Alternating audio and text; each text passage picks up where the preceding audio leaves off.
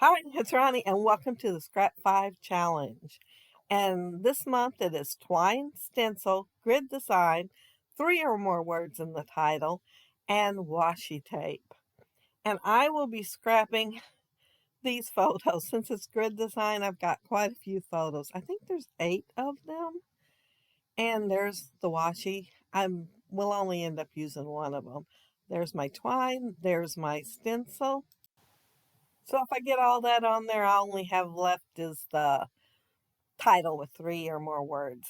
I am showing things I plan on using. That stamp set, I had already stamped it out, inked it, put Heidi Swap color shine on there, and layered it in black back in August. And there's my long title. So yeah, it's covered too.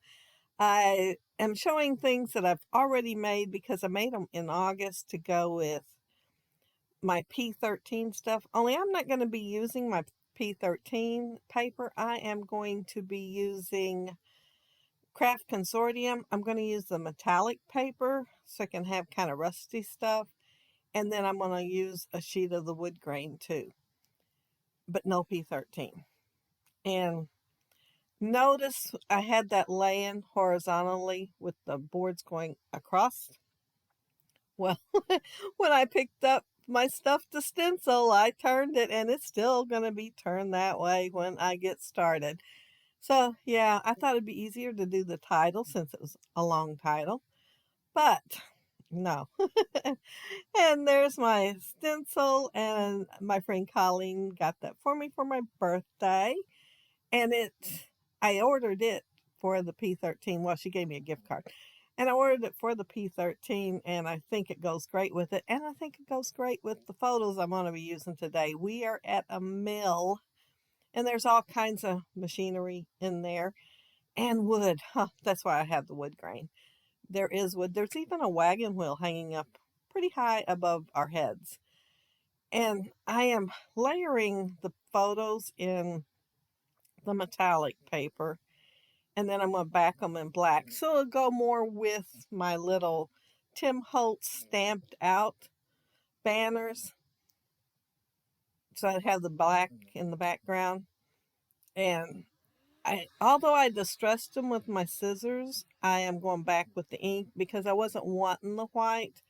I was wanting the more vintage look rather than the white. So yeah, all of them's going to get distressed with the scissors and then inked. And I did consider inking them in Rusty Hinge. I don't know why in fact, it's sitting over there to my left-hand side. And that's what I use for the stencil. But for some reason, I picked up the tea dye. Yeah, and used it, which, I'm happy with. I mean, I like the layout, so I'm happy with it. But I was going to do it in the Rusty Hinge. This is my Tim Holtz tag. And I want it to match those little banners too. And I couldn't remember exactly what I inked them in.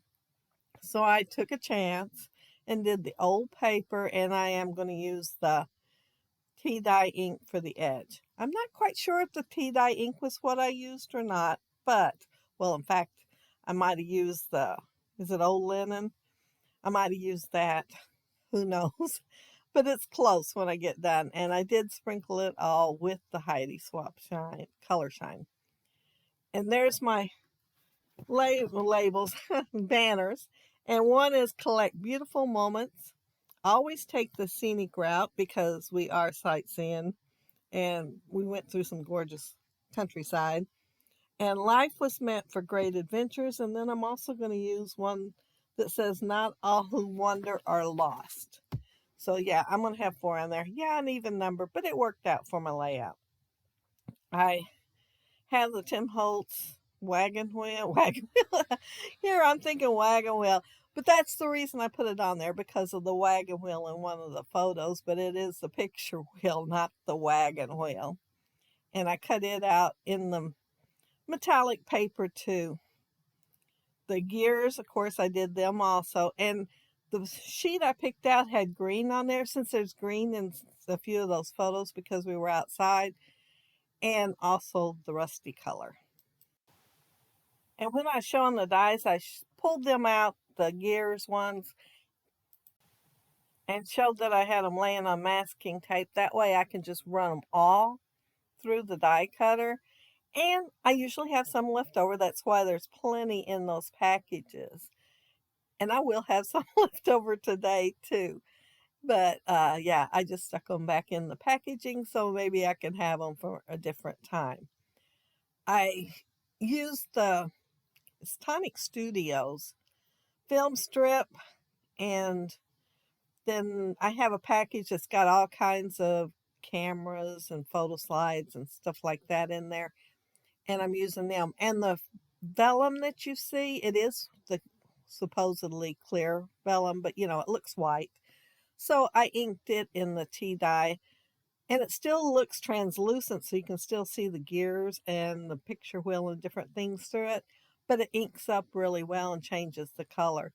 And I love that about the white.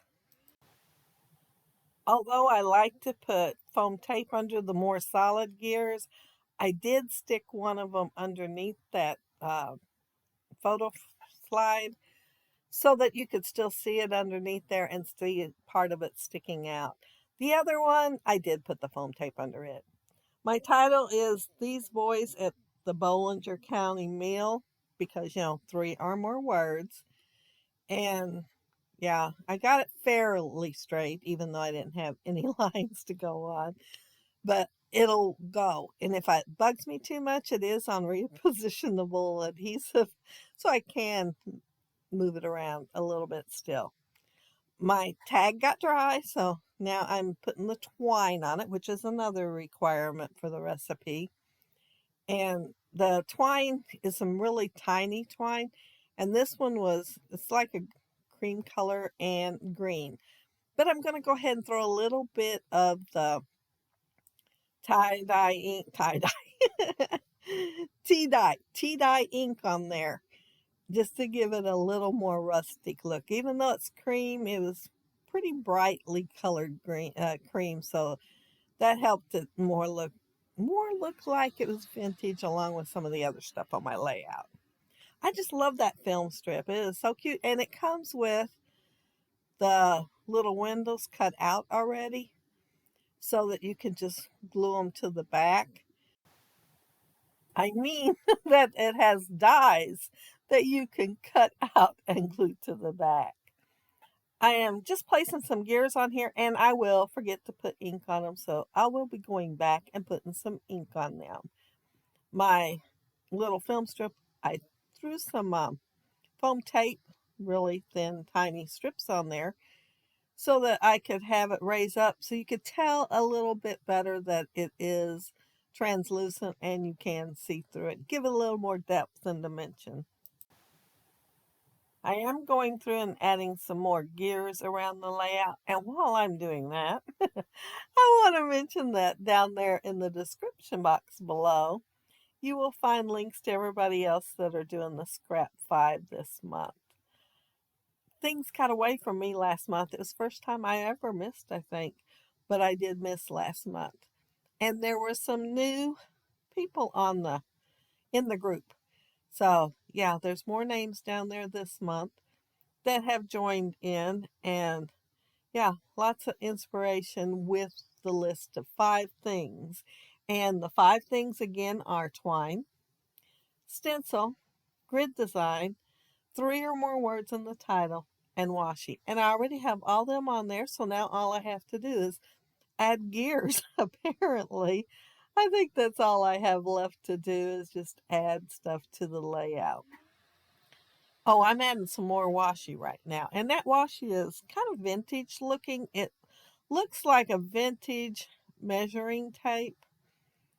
And it's pretty close to the same color as the wood grain there. But I did consider using the wood grain too. But I decided that it would show up a little better than the wood grain. So that's how it ended up on there. It's kind of hard to find something that would go with this kind of layout. And those were the first 2 things I thought of.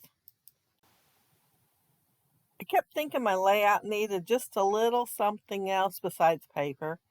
So I pulled out my eyelash trim and I'm kind of twirling it around itself, rolling it around so that it's more in one place. And then the eyelash part kind of fans out. And I'm putting it in 3 spots on the layout. And these enamel dots, I'm going to use the dark green ones to go kind of with the green that I already have on the layout. It's more like the same tone, only darker. More of the same shade, but darker.